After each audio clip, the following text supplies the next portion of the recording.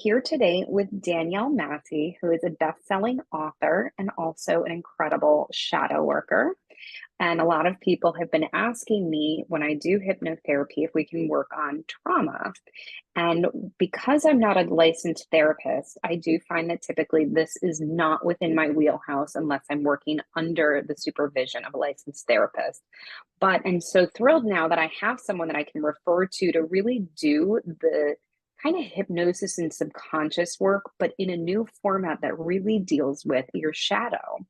And so I wanted to bring in Danielle to just talk about what it is as a resource. And so, Danielle, I was hoping you could just start by telling everyone a little bit about you, and then we'll jump into the shadow. That sounds good. So, hi guys. For those of you who have never heard of me before, my name is Danielle Massi. I am a licensed psychotherapist, but I left therapy behind to pursue shadow work full time. Shadow work is a form of Jungian psychology, so it still has roots in psychology, but it definitely deviates from traditional talk therapy the way that you think about it. I'm also a best-selling author, a conference founder, co-owner of Modern Wellness with Alexandra, and a mom. So I feel like I always have to throw that in there because that's a job and it takes a lot It of my is a time. job. It's It a is a job. job. Could you tell us a little bit about shadow work? I feel like it's not very common. Yeah. In some spheres, people hear about it all the time. Like if you're on TikTok, you've probably seen some version of shadow work come up on your feed at some point, but not always the correct definition of it. So we'll clear that up right now. Shadow is something that was created by Carl Jung or coined by Carl Jung, and he was the protege of Sigmund Freud, who you guys probably know pretty well, or at least have heard quite a bit about. Yep. Carl Jung and Sigmund Freud were from a time where a lot of things were hypotheses, things weren't scientifically proven, but they had a lot of theories that hold true today because the observations that they made did hold water. So Carl Jung was observing people as they were going through deep moments of trauma and tragedy in therapy sessions and noticed that they couldn't recall what was underneath it and where it came from. That was how he uncovered the shadow, which is just another term for unconscious mind. You guys who have been with Alexandra for a long time have heard a lot about the subconscious, which is the layer in between. When we think about the brain, think about it as a deeper level of your brain's white matter. So you can keep going past the subconscious into the unconscious, which is things that you have absolutely no idea are there. They're hidden, whether it's from trauma or just because the brain doesn't feel like it needs to access the information regularly, like license plates that you see on the street. You recall them, they're in your mind, they're just buried in the unconscious. So if we were to do a shadow work session, we could bring up old license plates if we wanted to. The process of shadow work is us journeying into the unconscious memories that you have with a targeted purpose. We want to see the moments that are stopping you from being able to live life in the way that you desire. And when we address those moments and we change how those memories are stored in your mind, your body, your energy, and your emotions, then we can change how you feel in your life in a very permanent way. I love that because a lot of clients will come to me saying, something happened to me years and years ago, and I just want to know what happened. And it's just not the work that I do. I know that it can be done. It's just not something that I want to touch. And I think that really anyone who doesn't have a license in this field should do, because there's a lot that it can leave you raw. It can be a can of worms. There can be leading questions. And so to be able to do this work with the intention of being able to shift it and not just become sort of a victim to it again. Right. There's a reason our mind puts it down is so imperative. So I love that I have the ability to really have someone that I trust who's really quite skilled and a real expert in this field to take the what we do in hypnosis and to just really take it deeper to clear out trauma in that way. Can you talk about what the experience looks like for people? It actually doesn't look all that different from hypnosis. In a lot of ways, they share similarities. So during a shadow work session, what we want to do is we want to get your brain into what's called a theta brainwave state. It's a very specific brainwave pattern that allows us to access those deeper levels of consciousness. Just so you guys know, you're in that space every day. Whenever you daydream, like if you're at work or you're at school or you're just at home and your mind starts to wander, it typically is doing so in a theta brainwave pattern. So things will come up in those moments. In your dreams, when you are falling asleep at night, you're in theta as well. So it's easy to get there. You're doing it every single day. But when we're there, we're targeting specific information and trying to pull that up to the surface. So the reason why you work with someone like me is because I'm going to hold that space for you. Once I can see that you get to theta, and there's a lot of physical cues that I'm looking for to see you get there. Once you're there, we're going to set an intention to see a specific memory. And that's where things differ from hypnotherapy a little bit. We want to see a specific memory and we want to alter the way that you are remembering it. So the memory is stored on 4 different ways. There's 4 aspects of it. It's called the subconscious feedback loop. There's the sensory experience, everything you see, feel, hear, taste, touch. And then there's also going to be smell as well.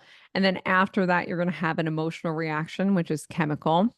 Those chemicals are sending a message down to the body to create a physiological response, heart rate changes, breathing, where blood is going in the body. And then there's going to be one more message that comes up from your gut, from the microbiome. And that is another chemical messenger that's going to tell the brain what to think. Your thoughts come from your gut. We want to interrupt at least one, if not multiple, of those areas when you bring up one of these memories. So while we're in theta, while you're re-experiencing something heavy and all of those old things come up, the old smells and sights and sounds.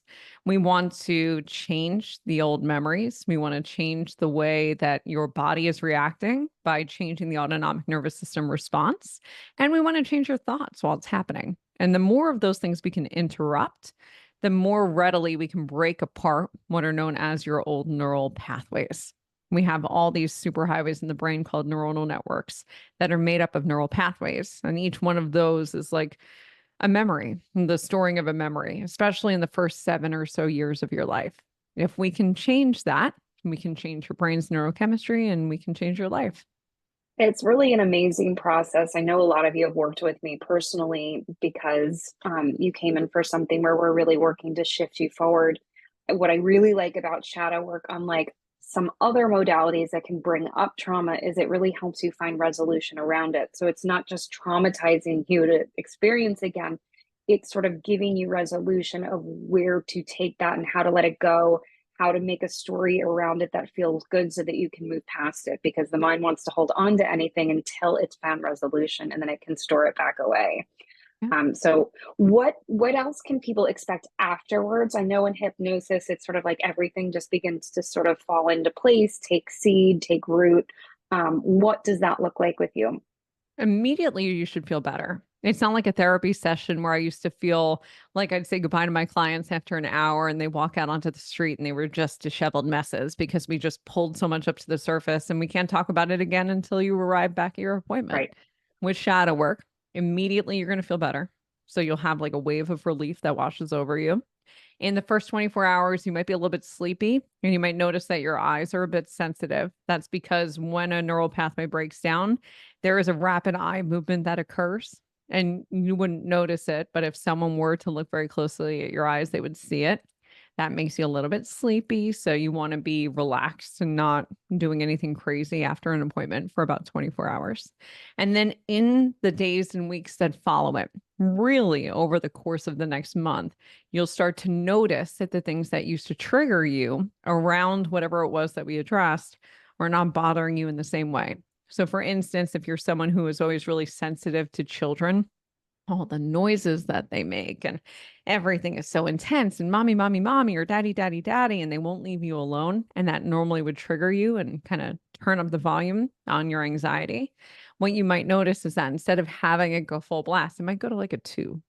So it just is like a dampening of all the things that would have triggered you before. So we want to monitor that too.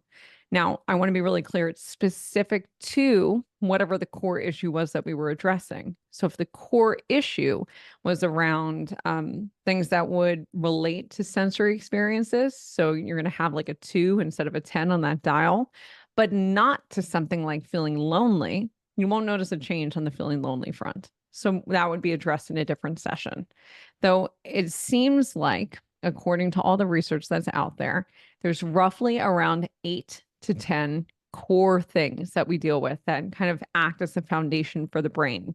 Those neural pathways set the tone for everything else. So once we can attack those 8 to 10, then you feel amazing after that. I love that. That's such powerful work.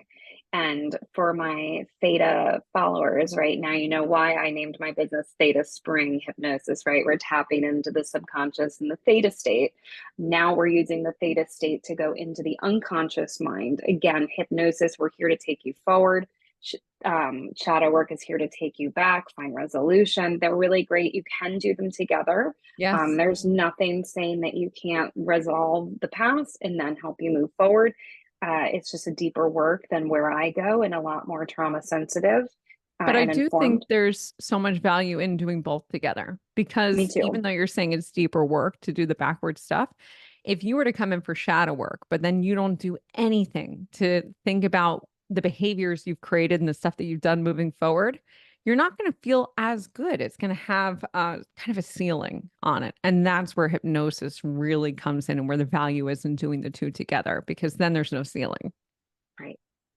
Right, exactly. So again, Danielle, thank you so much for sharing what you do as an alternative. As you know, it's my mission to always find alternative things that people can do outside of just my practice because I know my limitations.